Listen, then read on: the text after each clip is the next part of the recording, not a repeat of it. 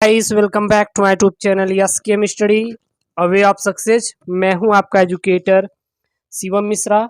आपका स्वागत करते हैं आपके अपने यूट्यूब चैनल एसकेएम स्टडी पर।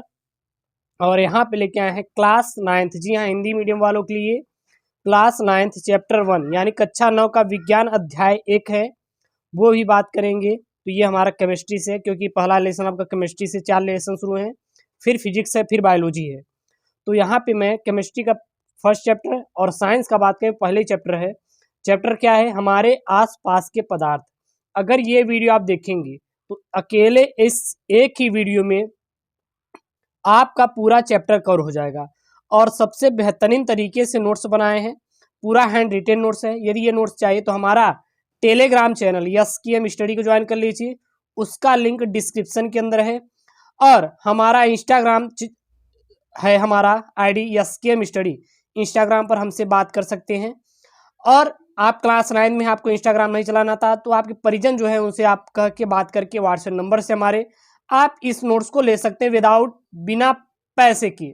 आपसे एक भी पैसा नहीं ले जाएगा, फ्री में आपको पूरा मैं आपको नोट्स ये दे दूंगा, आप अच्छे से पढ़ लीजिएगा। तो इसमें अध्याय 1 पूरा एक ही वीडियो में खत्म है। एक वीडियो देख के पूरा कक्षा 9वीं का नोट्स आप अपने तरीके से बना सकते हैं। अध्याय 1 क्या है? हमारे आसपास के पदार्थ, यानी कि मैटर इन आवर सराउंडिंग, हमारे आसपास के पदार्थ। तो सबसे पहले इसमें जो हेडिंग आती है आपकी, वो आती है द्रव्य। द्रव्य को और क्या बोलते हैं? पदार्थ। और पदार्थ को अंग्रेजी भाषा में बोला जाता है मैटर। तो द्रव्य या पदार्थ या फिर मैटर होता क्या है, परिभाषा क्या होती है? तो द्रव्य या फिर पदार्थ या मैटर ब्रह्मांड का वह अवयव है, यानी कि मैटर क्या होता है? यह हमारे ब्रह्मांड का, पृथ्वी का वह अवयव है जिसमें द्रव्यमान होता है। जिसमें क्या होता है? द्रव्यमान, बोले तो मास होता है, तथा जिसका अनुभव हम अपनी ज्ञानेंद्रियों द्वारा कर सकते हैं, उसे हम लोग पदार्थ कहते हैं। अब द्रव्यमान क्या होता है? द्रव्यमान का मतलब होता है, आप कह सकते हैं कि कुछ ना कुछ उसमें वेट हो। जैसे कि अगर जल देखेंगे तो जल में कहीं ना कहीं वेट है, कुछ आयतन घेरेगा, स्थान घेरेगा, तो ये हमारा क्या है? पदार्थ है। वायु हो गया, लकड़ी हो गई, हीरा हो गई, स्टील हो गई आदि पदार्थ से संबंधित। अब आता है आपका महत्वपूर्ण पद, यानी कि उससे संबंधित क्या होते हैं कुछ जानकारी। जैसे इसमें अभी आया द्रव्यमान क्या होता है, फिर मैंने बात किया भार का बात किया, तो वो सब क्या होते हैं? तो ये सब पदार्थ के अंतर्गत आते हैं, यानी कि important terms related to matter, यानी पदार्थ से संबंधित कुछ महत्वपूर्ण पद। तो सबसे पहले आता है आपका द्रव्यमान, यानी कि मास। ये द्रव्यमान क्या होता है? तो किसी वस्तु में उपस्थित द्रव्य की वास्तविक मात्रा को उसका द्रव्यमान कहते हैं। द्रव्यमान क्या होता है? मास क्या होता है? तो किसी भी वस्तु में उपस्थित जो द्रव्य की वास्तविक मात्रा होती है, उसका क्या कहते हैं? द्रव्यमान कहते हैं। इसका मान स्थान परिवर्तन के साथ नहीं बदलता है। अगर आप जितना पृथ्वी में है उतना ही जल में रहेगा, उतना ही आकाश में रहेगा, या फिर चंद्रमा पे या फिर मंगल पे कहीं पर भी जाएंगे तो किसी वस्तु का द्रव्यमान मास जितना रहेगा वह उतना ही रहेगा, उसमें कभी भी परिवर्तन नहीं होगा। आता है भार। भार यानी कि बोले तो वेट। ये भार क्या होता है? तो पृथ्वी अपने केंद्र की ओर जिस बल द्वारा आकर्षित करती है उसे भार कहते हैं। यानी जो पृथ्वी होती है, पृथ्वी अपने केंद्र की ओर जिस बल से किसी भी वस्तु को, किसी भी चीज को अपनी ओर क्या करती है? आकर्षित करती है, उसे हम लोग क्या कहते हैं? भार कहते हैं। अगर भार की बात करें तो भार हमेशा स्थान परिवर्तन के साथ मान परिवर्तित होता है। जो भार का मान होता है यह स्थान परिवर्तित होने के साथ साथ क्या होता है?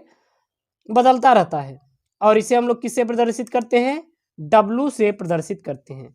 अब आता है द्रव्यमान तथा भार में संबंध, यानी कि relation between mass and weight. यानी द्रव्यमान तथा भार में क्या संबंधित होता है? तो द्रव्यमान और भार में जो संबंध होता है W=mg होता है। अब जहाँ पे W क्या है, M क्या है, G क्या है? तो जो M होता है यह हमारा द्रव्यमान है, G क्या है? तो जो G है यह गुरुत्वीय त्वरण है, और W क्या है? तो W बोलते हैं वेट, यानी कि बोले तो भार है। फिर आता है आपका आयतन। यह आयतन क्या होता है, वॉल्यूम क्या होती है। अब वॉल्यूम किसे दिखाते हैं, V से। तो किसी वस्तु द्वारा घेरा गया स्थान आयतन कहलाता है। जैसे कि ये बॉटल है, ये क्या है, कोई बॉटल है, इसके अंदर कोई ना कोई मेडिसिन है, तो कुछ स्थान घेरा है, वही क्या कहलाएगा, आयतन कहलाएगा। फिर आती है ऊर्जा, यानी कि बोले तो एनर्जी। ये ऊर्जा क्या होती है, एनर्जी क्या होती है।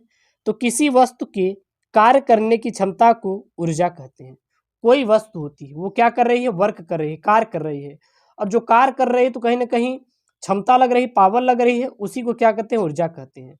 जैसे यदि आप कोई कार्य कर रहे हैं, पढ़ाई कर रहे हैं, या वीडियो देख रहे हैं, तो कहीं ना कहीं आपके आंख में पावर है, क्षमता है, कार्य कर रहे हैं, उसी क्या कहते हैं, ऊर्जा कहते हैं। जैसे प्रकाश ऊर्जा, उष्मीय ऊर्जा और ध्वनि ऊर्जा आदि।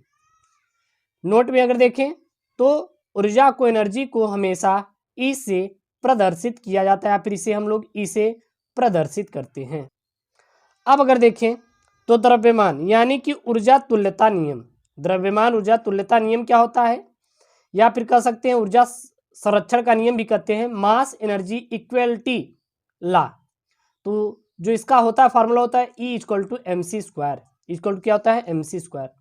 जहाँ पे हमारा अगर बात करेंगे यम, यम क्या है, तो यम है वस्तु का द्रव्यमान, ई क्या है, ऊर्जा है। यम क्या है, वस्तु का द्रव्यमान है, ई क्या है, ऊर्जा है, सी क्या है, प्रकाश की चाल, और प्रकाश की चाल कितनी होती है, तो 3 × 10⁸ मीटर प्रति सेकेंड होती है। अब आता है पदार्थ के कणों के अभिलाक्षणिक लक्षण, यानी पदार्थ के कणों के अभिलाक्षणिक गुण क्या क्या होते हैं, या फिर लक्षण क्या क्या होते हैं, यानी कि characteristic properties of particle of matter. तो पहला होता है कि पदार्थ के कणों के मध्य रिक्त स्थान होता है। जो पदार्थ होते हैं उनके कणों के मध्य हमेशा क्या होता है, रिक्त स्थान होता है। पदार्थ के कण निरंतर गतिशील होते हैं। तीसरा, पदार्थ के कणों के बीच आकर्षण बल उपस्थित होते हैं, जिसे अंदर आणविक बल कहते हैं, जिसे हम लोग क्या कहते हैं, अंतर आणविक बल कहते हैं। और दूरी बढ़ने पर अंतर आणविक क्या होता है, घटता है। अगर देखें जैसे कि यहाँ पे के प्रोपोर्शनल टी, अर्थात बात करेंगे ताप बढ़ाने पर गतिज ऊर्जा काइनेटिक एनर्जी हमेशा क्या होती है, बढ़ती है।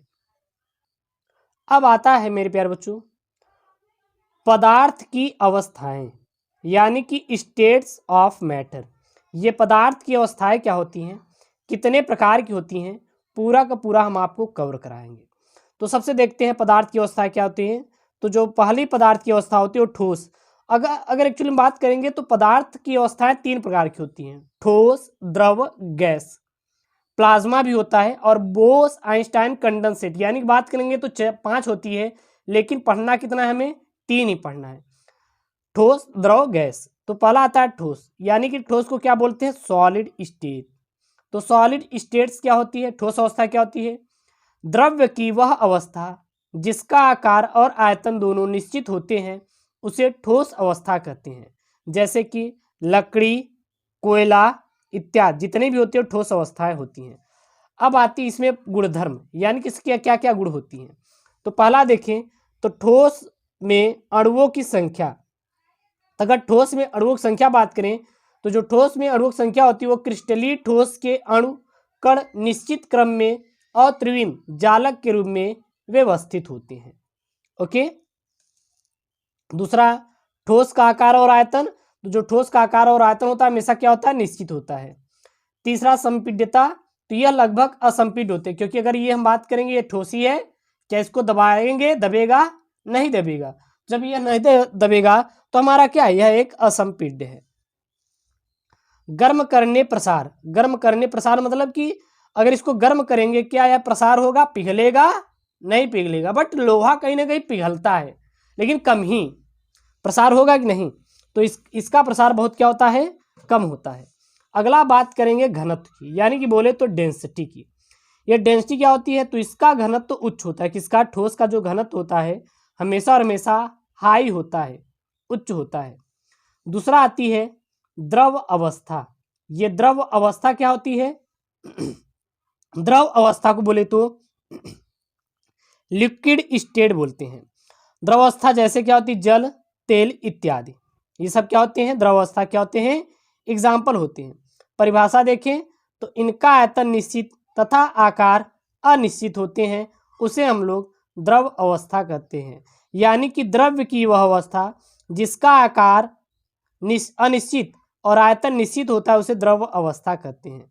एग्जाम्पल में जल, तेल इत्यादि। गुणधर्म बात करें तो इसमें अणुओं की व्यवस्था अनिश्चित होती है, इनको जिसमें रखा जाता है उसी का आकार ग्रहण कर लेते, कौन, द्रव।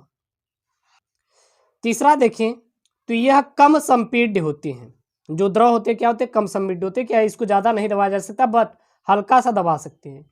इनका प्रसरण क्या होता है, अधिक होता है।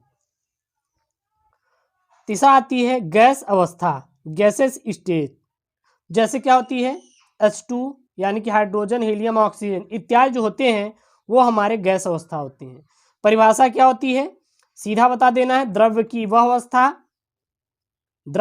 अवस्था जिसमें आयतन आकार दोनों अनिश्चित होते हैं गैस अवस्था कहते हैं। एक द्रव्य होता है, एक द्रव होता है, तो द्रव्य की बात करें, द्रव्य की वह अवस्था जिसमें आकार और आयतन दोनों क्या होते हैं, अनिश्चित होते हैं, उसे गैस अवस्था कहते हैं। या फिर इनका आकार और आयतन दोनों क्या होते हैं, अनिश्चित होते हैं, जैसे कि हाइड्रोजन, हीलियम, ऑक्सीजन इत्यादि। गुणधर्म बात करेंगे तो इसमें अणुओं की व्यवस्था अनियमित होती है। दूसरा, आयतन और आकार अनिश्चित होता है। तीसरा, यह अधिक संपीड्य होते हैं। चौथा, इनका घनत्व तो बहुत कम होता है। पांचवा, इनका प्रसरण अधिक होता है। छठवां, इनमें गतिज ऊर्जा होती है।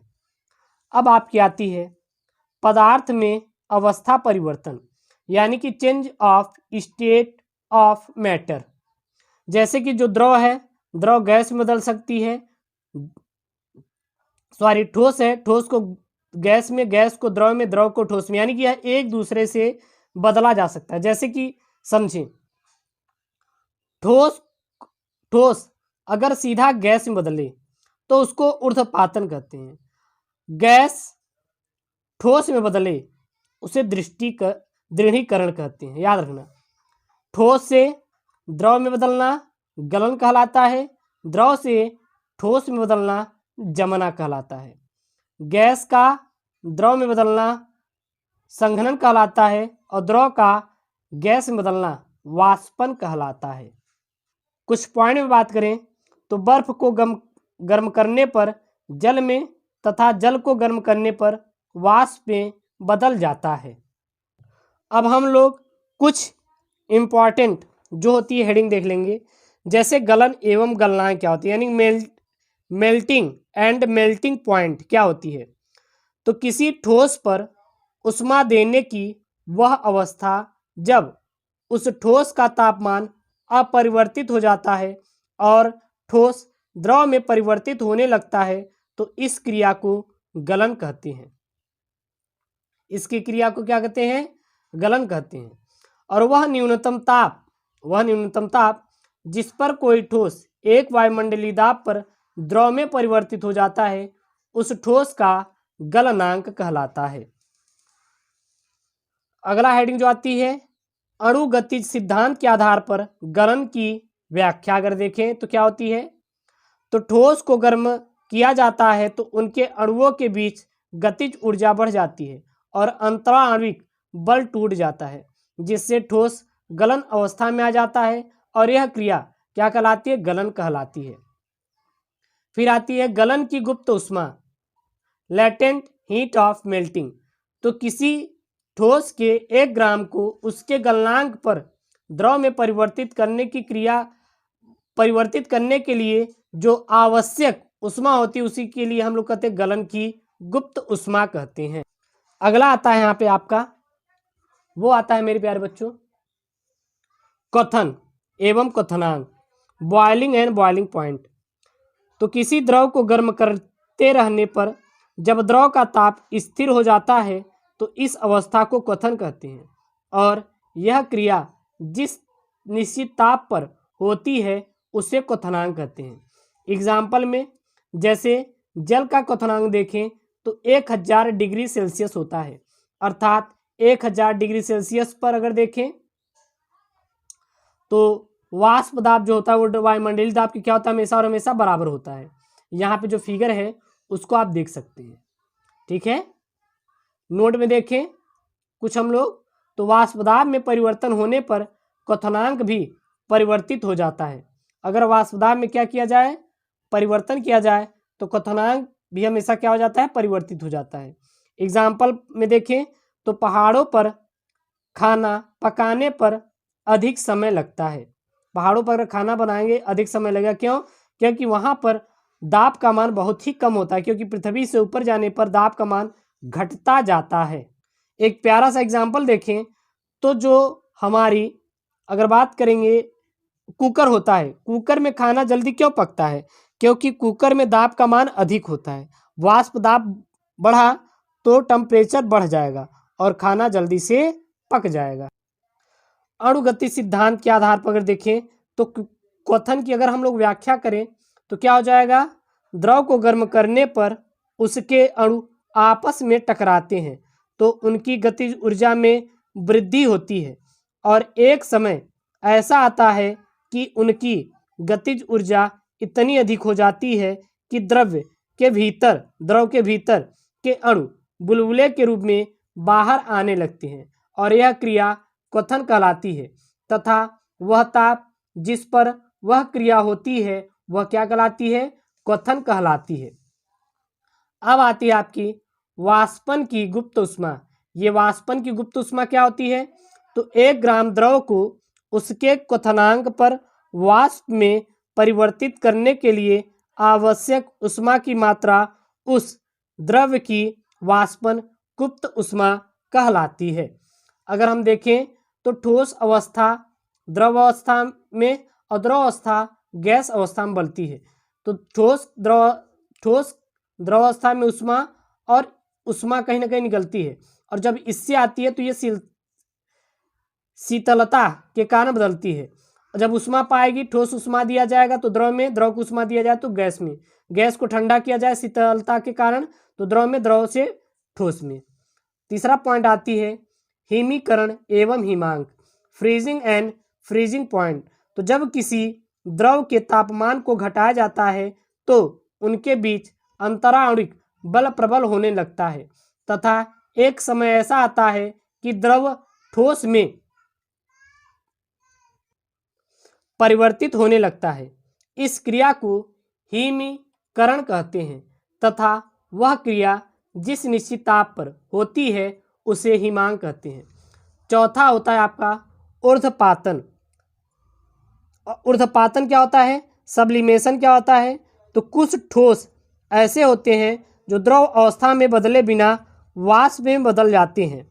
ऐसे पदार्थ ऊर्ध्वपातज कहलाते हैं और यह क्रिया ऊर्ध्वपातन कहलाती है। जैसे कपूर, अमोनियम क्लोराइड और ठोस आयोडीन इत्यादि क्या होते हैं, यह हमारे ऊर्ध्वपातन के एग्जाम्पल हैं। विधि क्या होती है, विधि ये होती है कि किसी भी ठोस या फिर किसी भी ठोस अगर बीकर लेंगे, बीकर में हम लोग नौसादर डाल देंगे, ठीक है, और इसको गर्म करेंगे तो जो नौसादर होता है यह ठोस से किस में बदल जाता है, डायरेक्ट गैस में बदल जाता है। उसी को क्या कहते हैं, ऊर्ध्वपातन कहते हैं। कपूर भी होता है, कपूर को गर्म करते हैं तो डायरेक्ट ठोस किस में बदलता है, गैस में बदलता है। अगर इसकी प्रोसेस देखें तो प्रोसेस लिखेंगे, शोधन करने के लिए अशुद्ध ऊर्ध्वपातज को पार्सिलीन की प्याली में रखकर एक उल्टी कीप द्वारा ढक देते हैं तथा कीप के दूसरे सिरे को उपयुक्त चित्रानुसार, जो चित्र है, व्यवस्थित कर देते हैं, और प्याली को गर्म करने पर ऊर्ध्वपातज की वाष्प ऊपर उठती है जो कीप की ठंडी दीवारों के संपर्क में आकर वहीं संघनित हो जाती है। अशुद्ध ऊर्ध्वपातज को कीप पर या कीप की दीवारों से खुरच कर प्राप्त कर लेते हैं तथा अशुद्धि प्याली में ही रह जाती है। अब आता है आपका अगला पॉइंट, अवस्था परिवर्तन में तापमान का प्रभाव। यानी कि जब अवस्था परिवर्तन किया जाता है तो तापमान का क्या प्रभाव होता है, यानी कि effect of temperature on change in state. तो किसी द्रव्य की ताप में परिवर्तन करने पर उसके गतिज ऊर्जा स्थितिज ऊर्जा प्रभावित हो जाती है। फलतः द्रव्यमान की भौतिक अवस्था परिवर्तित हो जाती है। तापमान का अगर हम लोग तापमान मापन का पैमाना देखें तो यानी कि बात करेंगे स्केल ऑफ मेजरिंग टेम्परेचर, तो केल्विन पैमाने पर देखें तो सेल्सियस पैमाने पर धन, केल्विन पैमाने पर ताप कितना होता है, सेल्सियस पैमाने पर ताप धन 273.16 होता है, या फिर K equal to T plus 273.16। Kelvin ताप की एसआई इकाई क्या होती है, 0 डिग्री सेल्सियस होती है, और 0 डिग्री सेल्सियस बराबर क्या होता है, 273.16 केल्विन होता है। अगर फारेनहाइट में देखें तो फारेनहाइट पैमाने पर ताप का मान सेल्सियस तथा फारेनहाइट ताप से परस्पर संबंध रखता है। F equal to 9/5 0 degree Celsius plus क्या हो जाएगा 32। दूसरा सेल्सियस पैमाने पर ताप क्या होता है, तो सेल्सियस पैमाने पर ताप इक्वल टू केल्विन पैमाने पर ताप माइनस 273.16, या फिर T equal to T minus 273.16। अब आता है अवस्था परिवर्तन पर दाब का प्रभाव, effect of pressure on change in state. तो किसी पदार्थ पर दाब डालने पर उस पदार्थ के अणु पास पास आने लगते हैं, अर्थात पदार्थ के अणुओं की गतिज ऊर्जा व वेग कम होने लगता है। इस क्रिया को संघनन कहते हैं। एग्जाम्पल में गैसों में यह क्रिया करने पर गैस के अणु क्या हो जाते हैं, संघनित हो जाते हैं, अर्थात आसवन इक्वल टू क्वथन धन संघनन। अब आता है आपका वाष्पीकरण। वाष्पीकरण क्या होता है, तो क्वथनांक से नीचे किसी भी ताप पर द्रव की सतह से द्रव के कणों के वाष्प में परिवर्तन की क्रिया वाष्पीकरण कहलाती है। पहला अगर देखें तो द्रव की अंतराणुक बलों की प्रबलता बढ़ने पर वाष्पीकरण दर क्या हो जाती है, कम हो जाती है। दूसरा देखें तो द्रव की पृष्ठीय क्षेत्र पर बढ़ने पर वाष्पीकरण दर क्या हो जाती है, बढ़ जाती है। और आर्द्रता अनुक्रमानुपाती होती है 1/, वाष्पीकरण यानी व्युत्क्रमानुपाती 1/, वाष्पीकरण की, यानी कि अगर आर्द्रता बढ़ेगी तो वाष्पीकरण घटेगा, वाष्पीकरण बढ़ेगी तो आर्द्रता क्या होगी, घटेगी। अगला यहाँ पे अणु गति सिद्धांत के आधार पर वाष्पीकरण, तो ये फिगर है, इस फिगर को आप नोट कर लीजिए। हम इसके आगे देखते हैं इसका प्रोसेस। अगर हम लोग अणु गति सिद्धांत के अनुसार देखें तो द्रव्य के अणु अनियमित गति करते रहते हैं, जिससे गतिज ऊर्जा परिवर्तित होती रहती है, और यह गतिज ऊर्जा इतनी अधिक हो जाती है कि द्रव की अणु बाहर वायुमंडल में आ जाते हैं। अब आपका आता है लास्ट पॉइंट है आपका यह वाष्पीकरण एवं क्वथन में अंतर। ये आपका लास्ट, और यहाँ पे जो 23-24 मिनट का वीडियो है इसमें आपको पूरा चैप्टर 1 खत्म है। डिफरेंस बिटवीन, अगर बात करेंगे तो वाष्पीकरण और क्वथन में अंतर, तो पहले वाष्पीकरण, दूसरा हमारा क्या है, यानी कि डिफरेंस बिटवीन एपोराइजेशन एंड बॉइलिंग। तो वाष्पीकरण और क्वथन, वाष्पीकरण क्या होता है, यह केवल द्रव की सतह पर होता है, क्वथन यह संपूर्ण द्रव में होता है। वाष्पीकरण वाष्पन की क्रिया प्रत्येक ताप पर होती है, क्वथन निश्चित ताप पर होती है। वाष्पीकरण देखें तो वाष्पन एक मंद प्रक्रिया, यानी वाष्पीकरण एक मंद प्रक्रिया है, जबकि क्वथन एक तीव्र प्रक्रिया है। तो यहाँ पर मेरे प्यारे बच्चों आपका ये जो चैप्टर है यह आपका समाप्त होता है। यहाँ पे पूरा चैप्टर है। तो ये जो पूरे वीडियो है क्लास 9 के, या आपके प्लेलिस्ट में मैंने ऐड कर दिया है, यहाँ पे जाके प्यारा सा नोट्स आप बना सकते हैं। कोई दिक्कत आ रही है तो हमारा Telegram channel SKM study, Instagram ID SKM study को फॉलो कीजिए, वहाँ पे हम आपसे बात करके आपको यह PDF अवेलेबल करा देंगे। ऐसी वीडियो चाहे तो चैनल को जरूर सब्सक्राइब करें, वीडियो अच्छा लगे तो लाइक जरूर करें। ओके दोस्तों, थैंक यू, जय हिंद।